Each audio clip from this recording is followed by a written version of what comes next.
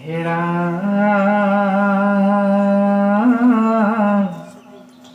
পৰীক্ষিত নৃপে পাছে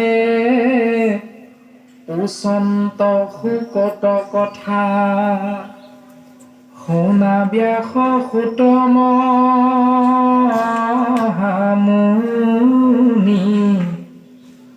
শুনন্তে যমৰ লোক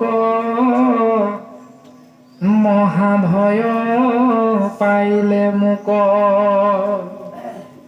ঘূৰ নৰকৰ কথা শুনি ৰামে যতে কপুচিলো মানে কহিলা সকলে কথা শুনিলো পৰম অনুৰাগে শুনন্তে যমৰ পুৰি কাম্পে হিয়া তৰতৰি মনে মোৰ মহাচিন্তা লাগে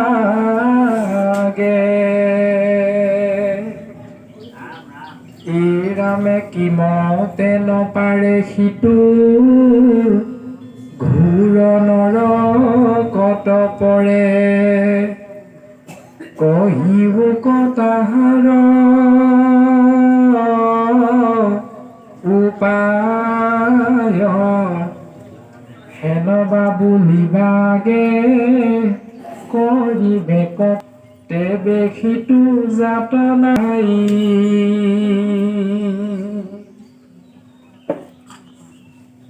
ৰামে তাকে নেদেখো শীত যদি কৰে প্ৰায়শ্চিত্ত তথাপি উপজে সেই পাপ এতেকে জানিলো মিছা প্ৰায়শ্চিত্ত কৰি মৰে নতৰয় যাতনাৰ তাপ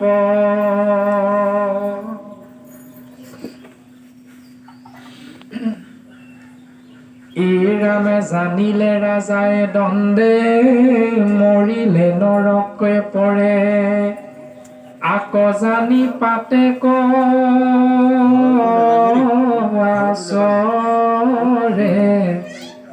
তাৰ প্ৰায়শ্চিত্ত কি হেন জানা পাতো কি কোন প্ৰায়শ্চিত্তে শুদ্ধি কৰে ৰামে যেন ধুৱাই তোলে ষাঠি ডুঙাই লৱে কুটা মাটি শৰীৰত বান্ধে আতি মল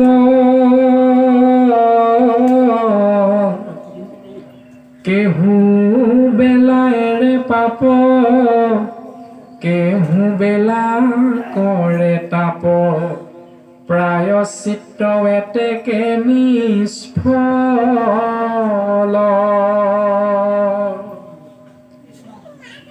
ৰামে জানিলো অবগাই পাপৰ চিকিৎসা নাই নৰকত পৰিবে নিশ্চয়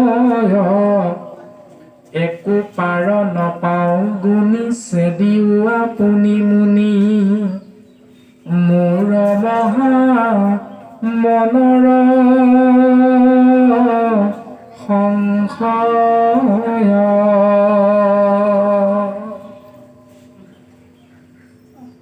জাতি অন্ত্য জাতি আতি সবাকো পবিত্ৰ কৰে সমস্তে প্ৰাণীৰ মনোনীত আতি অপ্ৰয়াসে তৰে সমস্ত পাতে কহৰে কহিও সে নহে প্ৰায়শ্চিত্ত কৃষ্ণ কৃষ্ণ। সমস্ত জনা পৰম বৈষ্ণৱৰ চৰণ পংকজত পুনশ্চবাৰ ভক্তি ভৰা সেৱা আৰু শ্ৰদ্ধা নিবেদন কৰা হৈছে। কৃষ্ণ। ষষ্ঠ স্কন্ধ ২৪ চণ্ডৰ জৰিয়তে যি অজামিল উপাখ্যান, এই অজামিল উপাখ্যানৰ ২৪ চণ্ডৰ জৰিয়তে পাপৰ পৰা পৰিত্ৰাণ পাবৰ বাবে জীৱই কি কৰ্ম কেনেধৰণে কৰিব লাগিব তাৰ বিষয়বস্তুৰ ওপৰত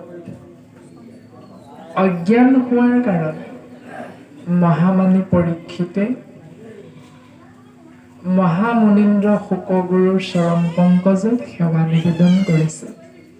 সেই মহামানী শুকগুৰু, তুমি মোক অকণমান কৃপা কৰা বোলে, কোৱাচোন পৰীক্ষিত, তোমাক মই কি কৃপা কৰিব লাগে?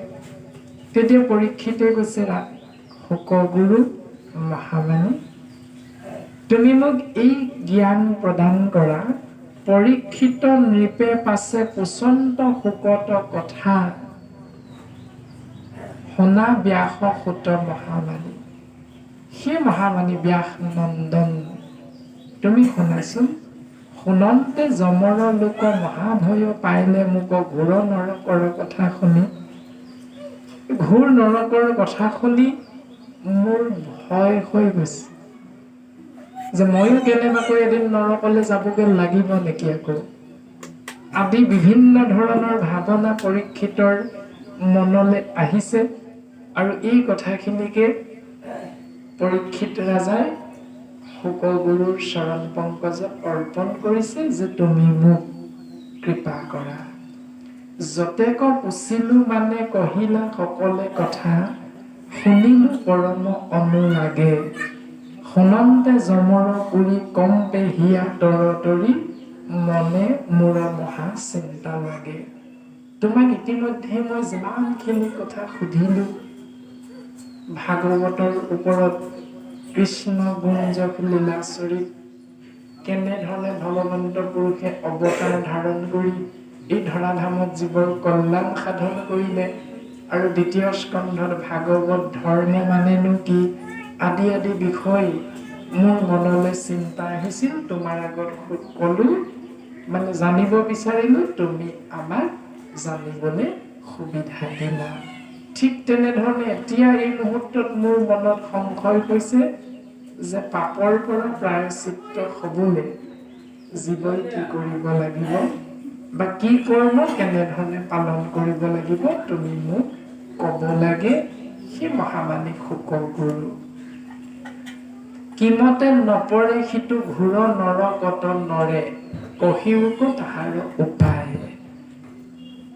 কিমতে নপৰে সিটো, কেনেকৈনো জীৱ নৰকলে যাব লগা নহয়, ঘোৰ নৰকত নৰে, কহিওক তাহাৰ উপায়। জীৱ শ্ৰেষ্ঠ মনুষ্য কি কৰ্ম নকৰিলে নৰকলে যাব লগা নহয়, তাৰ বিষয়বস্তু মোক অকণমান জ্ঞান প্ৰদান কৰা। হেনবা বুলিবা আগে কৰিলেক প্ৰায়শ্চিত্ত, তেবে সিটো যাতনা এৰাই। তুমি এইটো মোক কৃপা কৰা, যদি কেনেবাকে জীৱই কৰ্ম অনুসাৰে নৰকলে যাব লগাও হয়, কিন্তু নৰকলে যাব লগা জীৱই কি কৰ্ম কৰিলেনো বা কেনেধৰণেনো নৰকৰ পৰা পুনৰ উদ্ধাৰ পাব পাৰে, এই কথাটো তুমি মোক ক'ব লাগিব। এই বুলি পৰীক্ষিত ৰাজাই মহামানী শুকগুৰুৰ চৰণ পংকজত প্ৰশ্ন আকাৰে নিজৰ মনৰ ভাৱনা অৰ্পণ কৰিছে। কৃষ্ণ। তাকে নেদেখোহো হিত যদি কৰে প্ৰায়শ্চিত্ত, তথাপি উপজে সেহি পাপ, এতেকে জানিল মিছা প্ৰায়শ্চিত্ত কৰি মৰে, নতৰয় যাতনাৰ তাপ। এতিয়া আমি যে জীৱশ্ৰেষ্ঠ মনুষ্য ইয়াতে পৰি আছো, আমি নৰকলে যোৱা পথটো এইটোৱে। কোনটো শাস্ত্ৰ আমাক সিদ্ধান্ত দিলে? আকে নেদেখোহো হিত যদি কৰে প্ৰায়শ্চিত্ত। আপুনি মই কি কৰ্ম কৰিলে নৰকলে যাম এইটো শাস্ত্ৰ অধ্যয়ন কৰি আজি যেনিবা বুজিলো, ধৰি লোৱা হৈছে আজি বুজিলো আমি সকলোৱে আমিতো আজিলৈকে চাবলৈ পোৱাই নাই অজামিল উপাখ্যানৰ পাপৰ প্ৰায়শ্চিত্ত বিষয়বস্তু দুলৰী চন্দ্ৰ ছবি চন্দ্ৰ আজিলৈকে আমি পাঠ কৰিবলৈকে পোৱা নাই গতিকে আজি আমাৰ আপোনালোকৰ কৃপাৰ মুখত আজি পঢ়িবলৈ পালো কীৰ্তন কৰিবলৈ সুবিধা পালো এতিয়া আজি যেনিবা আমি সকলোৱে সৰ্বজনৰ সৰ্বসন্মতি সাপেক্ষে বুজি পালো যে এইকেইটা কৰ্ম অজামিল উপাখ্যানৰ জৰিয়তে পাপৰ পৰা প্ৰায়শ্চিত্ত জীৱন লাভ কৰিব পাৰে কালিলৈ যদি আকৌ একেটাকে কৰো সেই কথাটো সুধিছে শুকগুৰু সুধিছে পৰীক্ষিত ৰাজাই তাৰমানে তাকে নেদেখোহু হিত যদি কৰে প্ৰায়শ্চিত্ত তথাপি উপজে সেহি পাপ আজিৰ কাৰণে আপুনি মই প্ৰায়শ্চিত্ত হৈ গলো সমাজত দুখটো স্বীকাৰ কৰি দিলো যে বাধমস্ত মই এইটো কৰিব নালাগিছিল মোৰ অজ্ঞান বশতী হৈ গল গতিকে আপোনালোকে মোক ক্ষমা দিয়ক ৰাইজে অ হৰি অ ৰাম বুলি কৈ হৰিধ্বনিৰে তেওঁ দুখ ক্ষমা কৰি দিলে ৩ দিন মানৰ পাছত যদি তাতোতকৈ ডাঙৰ ভুল এটা বা একেটা ভুলকে কৰি দিলো তেতিয়াহ'লে প্ৰায়শ্চিত্ত ফলৰ লাভটো কি হ'ল এই কথাটোকে পৰীক্ষিত ৰাজাই সুধিছে শুকগুৰুৰ চৰণ পংকজত এতেকে জানিলো মিছা প্ৰায়শ্চিত্ত কৰি মৰে নতৰয় যাতনাৰ তাপ সেইকাৰণে প্ৰায়শ্চিত্ত কৰা কৰ্মবিলাক এনেই মিছা বুলিহে কৈছে ইয়াৰ পৰা জীৱৰ কল্যাণ নহয় বুলি কৈছে এতিয়া আমাৰ সমাজ ব্যৱস্থাটো আমি তেনেকৈ চলি আছো নাই চলা জানো গোটেই বিষয়বস্তু তেনেকুৱা নিয়মৰ মাজতেই চলি আছো তথাপিতো এইবাৰো কিমান শুদ্ধ কিমান অশুদ্ধ এতিয়াই আমাক সিদ্ধান্ত নাই দিয়া কিয়নো পৰীক্ষিতে প্ৰশ্ন আকাৰে মনৰ ভাৱনাটোহে প্ৰকাশ কৰিছে কৃষ্ণ জানিলো ৰাজাই দণ্ডে মৰিলে নৰক পৰে আকৌ জানি পাতেক আচৰে তাৰ প্ৰায়শ্চিত্ত কিক হেন জানা পাতকিক পুনৰ প্ৰায়শ্চিত্তে বুদ্ধি কৰে এতিয়া ৰজাই ৰাজদণ্ডদান ধৰি থাকে ধৰি লৈ দোষীবিলাকক শাস্তি দিয়ে কোনোবা এজন দোষী কোনোবা এজন নিৰ্দোষী তেওঁ হিচাপ নিকাচ কৰি দেখিলে যে এজন নিৰ্দোষী আৰু এজন দোষী দোষীজনক ৰজাজনে শাস্তি দিলে আৰু নিৰ্দোষীজনক এৰি দিলে এতিয়া দোষী নিৰ্দোষী বিচাৰ কৰি থকা ৰজাজনকতো এদিন এখন সংসাৰ এৰি যাবগৈ ৰজাজনৰ প্ৰায়শ্চিত্ত কি হ'ব এই কথাটোৰ ওপৰত পৰীক্ষিতে সুধিছে কাৰণ তেওঁ কোনোবা এজনক কোনোবা এটা কাৰণতহে দোষী বুলি কৈছে কিজান সেই দোষী বুলি কোৱাজন আকৌ কোনোবা এটা কাৰণত নিৰ্দোষী যিজন যিটো কাৰণত নিৰ্দোষী বুলি সেইদিনা এৰি দিয়া হ'ল সেইজনতো আকৌ বেলেগ কোনোবা এটা কাৰণত দোষী গতিকে দুখ নিৰ্দোষ বিচাৰ কৰিবলৈ যাওঁতে ৰজাৰতো এটা অপৰাধ হৈ গৈছে ৰজাৰতো এটা দুখ হৈ গৈছে গতিকে ৰজাৰ দুখ বা অপৰাধটোনো আকৌ কেনেকে প্ৰায়শ্চিত্ত হ'ব আদি ধৰণৰ মনৰ ভাৱনা প্ৰকাশ কৰিছে যেন ধুৱাই তোলে ষাঠি দুনাই লয় পোতা মাটি শৰীৰত বান্ধে আতি মল কেহু বেলা এৰে পাপ কেহু বেলা কৰে তাপ প্ৰায়শ্চিত্ত এতেকে নিষ্ফল বুলি কৈছে উত্তৰটো যেনেকৈ কুকুৰ এটা আপুনি মই পুহি ৰাখিছো গা পা ধুৱাই শিকলিডালে বান্ধি থৈছো কাৰণে কি ধুনীয়াকে আছে যে মুহূৰ্ততে শিকলিডাল খুলি দিব সি কি কৰে গৈ বালিত বা ধূলিত গৈ লুটি বাগৰ মাৰি গাটো আকৌ লেতেৰা কৰি পেলায় গতিকে আমাৰো সমাজ ব্যৱস্থাৰ পাপৰ পৰা পৰিত্ৰাণ পাবৰ বাবে দুখৰ পৰা পৰিত্ৰাণ পাবলৈ নীতিবিলাক তেনেকৈ হৈ আছে আজি শাস্তি দিয়া হৈছে নাম এষাৰ কৰি উদাহৰণি কৰা হৈছে এমাহমানৰ পাছত আকৌ একেটা ভুলকে কৰিছে সমাজে হ'ব দিয়া কৰিলা যদি আকৌ নাম এষাৰ কৰিব লাগিব বুলি নাম এষাৰ কৰা হৈছে আকৌ শুদ্ধিকৰণ কৰা হৈছে সংস্কাৰ হাতী গা ধোৱা নিচিনা হৈ আছে ব্যৱস্থা এইটো ব্যৱস্থা ভাল নে বেয়া শাস্ত্ৰৰ উত্তৰখিনি বাৰু নাই দিয়া হ'লেও আমি সকলোৱে কম বেছি পৰিমাণে কথাখিনি বুজি পাওঁ কৃষ্ণ জানিলোহো অৱজয়ী পাপৰ চিকিৎসা নাই নৰকত পৰিবে নিশ্চয় একো পাৰ নাপাওঁ গুণি চেদিও আপুনি মুনি মোৰ মহা মনৰ সংশয় মোৰ মনত মহা সংশয় হৈছে সেই মহামানী শুকগুৰু তুমি মোক মনৰ সংশয় ছেদ কৰা এতিয়া মনৰ সংশয়টো কি সিদ্ধান্ত দিলে যে পাপৰ কোনো কাৰণতে চিকিৎসা নাই ই সত্য ৰক্ষিত যায় তেনেধৰণে মনেৰে ভাবি উত্তৰ বিচাৰি শুকগুৰু চৰণ পংকজে সেৱা নিবেদন কৰিছে। জাতি অন্ত্য জাতি আতি সবাকো পবিত্ৰ কৰে সমস্তে প্ৰাণীৰ মনোনীত আতি অপ্ৰয়াসে তৰে সমস্ত পাতক কৰে কহিও খেদকে প্ৰায়শ্চিত্ত। যি পদ্ধতি অৱলম্বন কৰিলে, যি উপায় অৱলম্বন কৰিলে জাতি অজাতি কোনো বাছ বিচাৰ নকৰে, যি পথত জীৱই ভৰি দিব পাৰিলে, যিটো সমস্ত প্ৰাণীৰে কাৰণে মনোনীত, মানে সমস্ত প্ৰাণীয়ে যাক সত্য শুদ্ধ বুলি গ্ৰহণ কৰে বা বুজি পায়, সেই পথটো তুমি মোক কৃপা কৰা, সেই পথটোনো প্ৰকৃততে কি? এই বুলি কৈ পৰীক্ষিত ৰাজাই মহামানী শুকগুৰুৰ চৰণ পংকজত সেৱা নিবেদন কৰিছে। উত্তৰ বা কি দিয়ে? দুলৰী চন্দ্ৰভাগীৰ জৰিয়তে উত্তৰ প্ৰদান কৰিব কৃষ্ণ।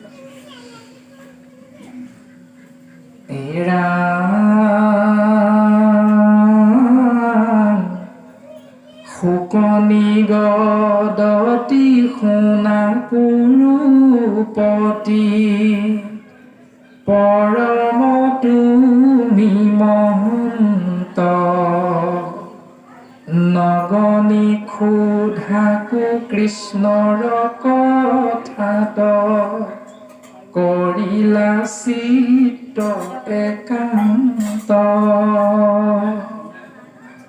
এই ৰাম যি কথা পুছিলা তাহাৰ সিদ্ধান্ত শুনা সাৱধান চিত্তে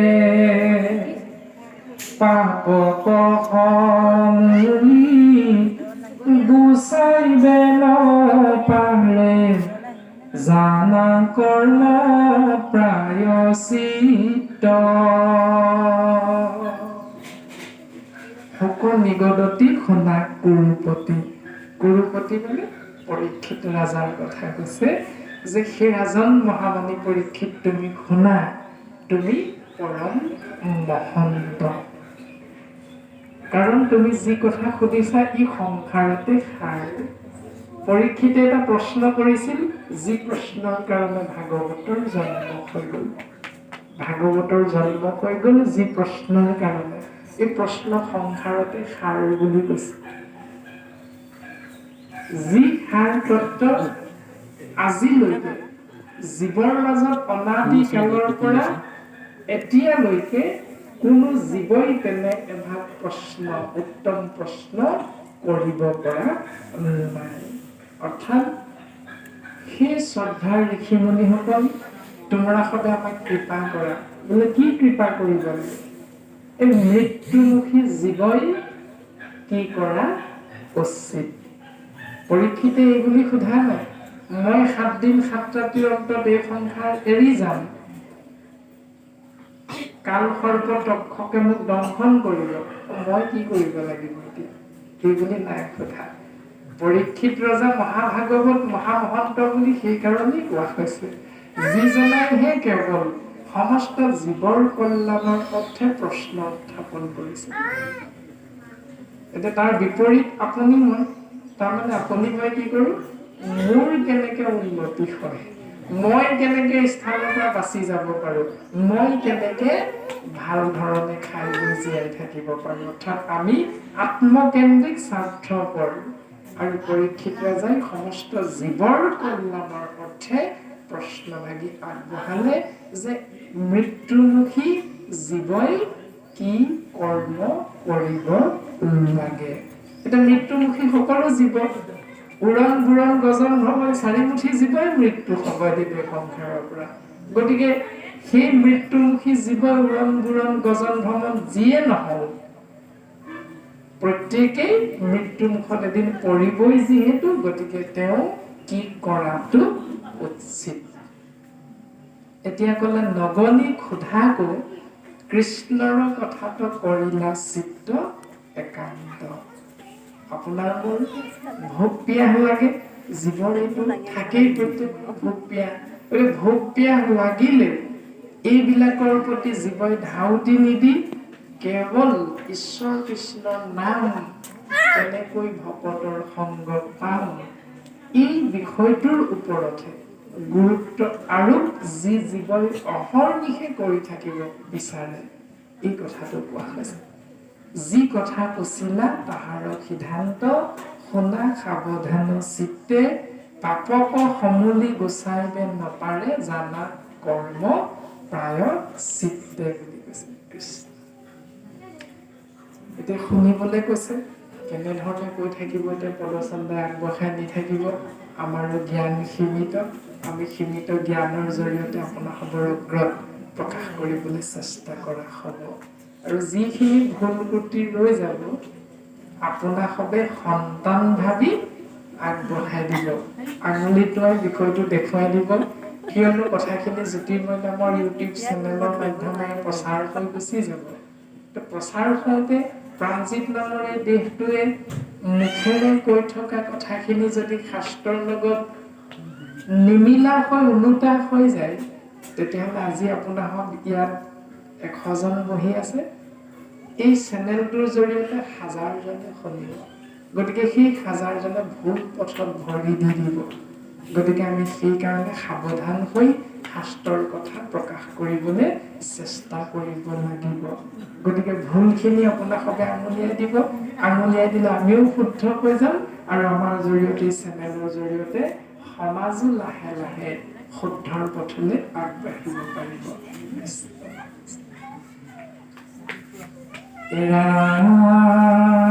নিজতে প্ৰায়শ্চিত্ত কৰে, শাস্ত্ৰৰ সন্মত চাহি,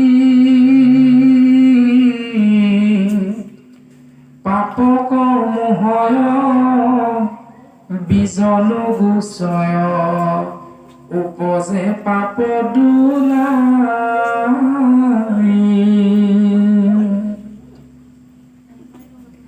জ্ঞানে সে জানিবা মুখ্য প্ৰায়শ্চিত্ত, দুষ্কৰ জ্ঞানৰ পথ, পৰম সুলভ যিটো প্ৰায়শ্চিত্ত, শুনা আবে মহাৰথ। অজ্ঞানী যতে প্ৰায়শ্চিত্ত কৰে, শাস্ত্ৰৰ সন্মত চাই। এতিয়া শাস্ত্ৰৰ সন্মতি লৈ লৈ যিসকলে আমি সমাজ ব্যৱস্থাৰ মতে প্ৰায়শ্চিত্ত বিহি থকা হৈছে, সেই পথটোক আঁকোৱালি লোৱা জীৱবিলাকক অজ্ঞানী বুলি কৈছে। ডাঙৰ কথা কৈ দিলে। এতিয়া আমিতো শাস্ত্ৰৰ সন্মতেহে বিষয়খিনি আগবঢ়াই লৈ যাওঁ, তেতিয়াহ'লে আমি অজ্ঞানী। যিসকলে কেৱল শাস্ত্ৰত এইটো লিখা আছে বুলি কৈ এইমতেহে কৰিব লাগিব বুলি এটা নিয়ম শাস্ত্ৰৰ মতে গৈ যদি সমাজত শাস্তি বিহি থৈ গুচি আহে, সেইটোতে প্ৰায়শ্চিত্ত হৈ গ'ল বুলি ভাবি এৰি থৈ যিসকলে আহে, সেইসকলৰ সেই পথটোক অজ্ঞানী বুলি কৈছে। কেলে অজ্ঞানী বুলি কৈছে আমি পাছৰ পৰ্যায়তহে গম পাম। তাৰ পাছতে কৈছে যে পাপক মোহয় বীজ নুগুচয়, উপজে পাপ দুলাই। তাৰমানে পাপ কৰ্মটো কৰিলে, কৰাৰ কাৰণে আপুনি মই সমাজ ব্যৱস্থাত শাস্ত্ৰত এইটো সিদ্ধান্ত দিছে বুলি কৈ আমি শাস্তি প্ৰদান কৰি প্ৰায়শ্চিত্ত কৰিলো, কিন্তু জীৱৰ অন্তৰাত্মাত পাপৰ বীজ বিচাৰে, সেইকাৰণেহে সমাজৰ সেইসকলক অজ্ঞানী বুলি কৈছে। অৰ্থাৎ পাপক ঘিণ কৰিবা, পাপীক ঘিণ নকৰিবা। উত্তৰটো তাৰ মাজতে সোমাই আছে। পাপকহে ঘিণ কৰিবলৈ কৈছে, পাপীক ঘিণ কৰিবলৈ নাই কোৱা। তাৰ পাছতে গ'লে জ্ঞানেহে জানিবা মুখ্য প্ৰায়শ্চিত্ত। কিয় ঋষিমুনিসকলে যে উদ্ধৱে যে ভগৱন্ত পুৰুষক সুধিছিলে ঋষিমুনিসকলৰ উদাহৰণ দি, যে কেহু বোলে জ্ঞানে গতি, কেহু বোলে কৰ্ম দেখে গতি। এই কথাটো বৰ্তমান আমি বুজি পাওঁ যে জ্ঞানেহে জানিবা মুখ্য প্ৰায়শ্চিত্ত, যে পঢ়িবাক লাগে শাস্ত্ৰ জ্ঞানৰ নিমিত্তে। এই বুলিতো আমি সকলোৱে বুজি পাতে শাস্ত্ৰ পঢ়ি পঢ়ি আপুনি মই জ্ঞানী হৈ গলো। এতিয়া জ্ঞানেই পাপৰ প্ৰায়শ্চিত্ত বুলি বুজি যদি সেইমতে আমি শাস্ত্ৰক সেই আমুক স্কন্ধ আমুক অধ্যায়ত এই বুলি কৈ থৈছে, গতিকে এওঁ এই ধাৰাটোতেই প্ৰায়শ্চিত্ত কৰাবলৈ আমি নিয়মটো বান্ধিব লাগে। এই বুলি যে আমি কৈ দিওঁ সেইটো হ'ল জ্ঞান মাৰ্গ।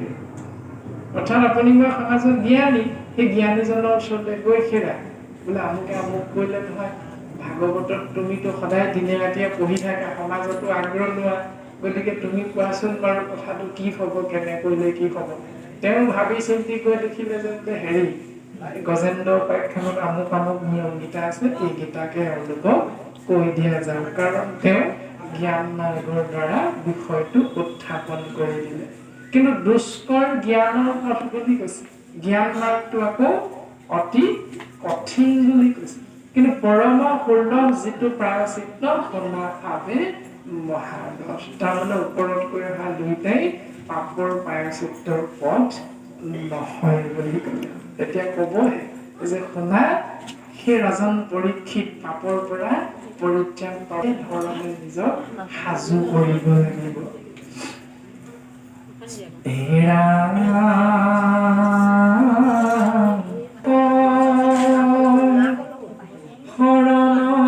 কৃষ্ণ